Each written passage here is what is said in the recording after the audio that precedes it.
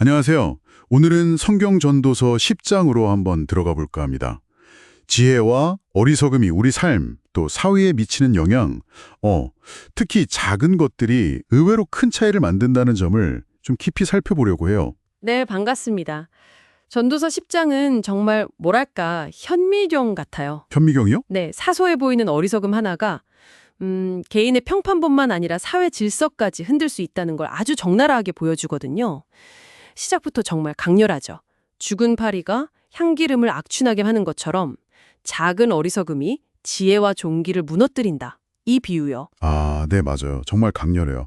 그 파리 한 마리가 그 비싼 향유 전체를 못쓰게 만든다니? 그쵸. 근데 이게 단순히 개인적인 실수를 넘어서 뭐 리더십이나 사회 현상에도 적용된다는 게 저는 좀 흥미롭더라고요. 네, 맞습니다. 5절에서 7절 보면 어리석은 자가 높은 자리에 앉고 부자는 낮은 자리에 있고 심지어 종들이 말을 타는데 귀족들은 걸어 다닌다. 이런 질서의 역전 현상을 꼬집잖아요. 아, 네. 그 부분 아주 중요하죠. 이게 그냥 단순한 불평일까요? 아니면 좀 더 깊은 뜻이 있는 걸까요?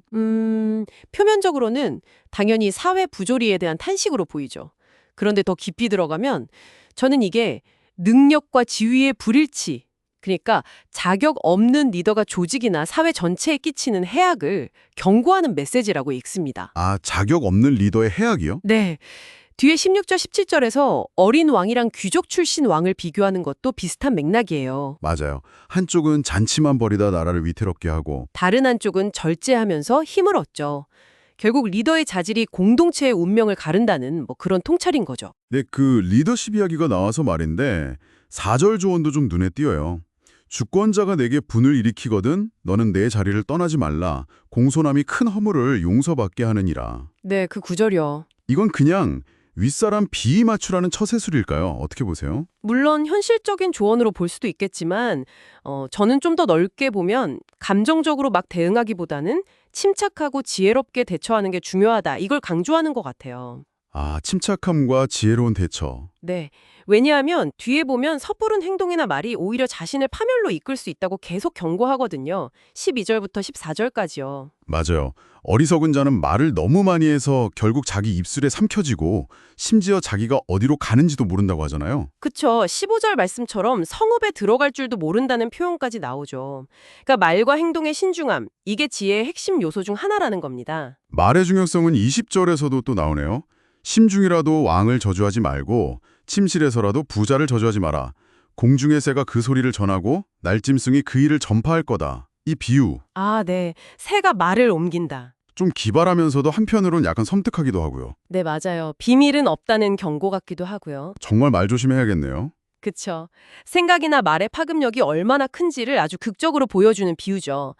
그리고 이어서 8절부터 11절까지는 행동과 그 결과에 대한 경고가 또 쭉 이어집니다. 네, 함정 파는 이야기부터 나오죠. 네, 함정을 파면 자기가 빠질 수 있고 담을 헐면 뱀에게 물릴 수 있고 돌을 뜨거나 나무를 쪼개는 일에도 다 위험이 따른다는 것. 당연한 인과관계 같기도 한데. 네, 그런데 이걸 넘어서서 모든 행동에는 책임과 또 예기치 못한 결과가 따를 수 있다는 걸 계속 상기시키는 거죠.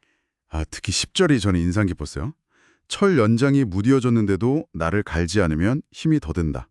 오직 지혜는 성공하기에 유익하다. 네, 중요한 구절이죠. 이게 아까 말씀하신 작은 것의 중요성하고도 좀 연결되는 것 같아요. 맞습니다. 정확해요. 무딘 연장을 미리 갈아두는 그 작은 노력이 엄청난 차이를 만든다는 거잖아요. 1절의 죽은 파리처럼 사소한 준비 부족이 큰 실패로 이어질 수 있다는 경고로 들리더라고요. 네, 맞아요. 그러니까 지혜라는 게 단순히 그냥 똑똑하다? 이런 차원을 넘어서는 거죠. 이런 실질적인 준비성, 신중함, 그리고 또 때를 아는 분별력, 11절의 뱀 술객 비유처럼요. 아, 때를 놓치면 소용없다는 그 비유요? 그렇죠. 그런 것까지 다 포함하는 개념인 겁니다. 그래서 뒤에 나오는 게으름이 집을 무너뜨린다 18절. 잔치와 술은 즐거움을 주지만 결국 모든 것에는 대가, 즉 돈이 필요하다 19절. 라는 이런 현실적인 인식도 다 같은 맥락으로 볼 수 있어요. 정말 삶의 원리를 꿰뚫어보는 통찰이네요. 네. 전도서 10장을 이렇게 쭉 훑어보니까 단순히 지혜와 어리석음을 나열하는 게 아니라 개인의 태도, 말과 행동, 리더십, 사회 현상, 그리고 그 현실적인 결과까지 이게 다 이렇게 유기적으로 연결되어 있다는 느낌이 확 드네요. 맞아요. 그 작은 균열이 큰 댐을 무너뜨릴 수 있다는 그런 경고처럼 들리죠. 네, 맞아요. 그래서 이 장은 우리에게 계속 질문을 던지는 것 같아요. 당신 삶에서 죽은 파리 같은 작은 어리석음은 뭘까? 당신의 말과 행동은 지혜로운가? 아니면 혹시 자신을 삼키는 어리석은 말은 아닌가? 나는 준비된 연장처럼 지혜로 무장하고 있는가? 뭐 이런 질문들이요. 그렇죠. 또 사회의 부조리 앞에서 당신은 어떻게 행동하는가? 이런 질문들까지 던져줍니다. 오늘 우리가 함께 들여다본 이 수천 년 전의 지혜가 복잡하고 때로는 좀 부조리하게 느껴지는 당신의 오늘에 어떤 울림을 주는지 한번 생각해 보시는 건 어떨까요? 네, 어쩌면 당신의 삶 속 무딘 연장을 발견하고 다시 날카롭게 갈아낼 기회가 될지도 모르겠습니다.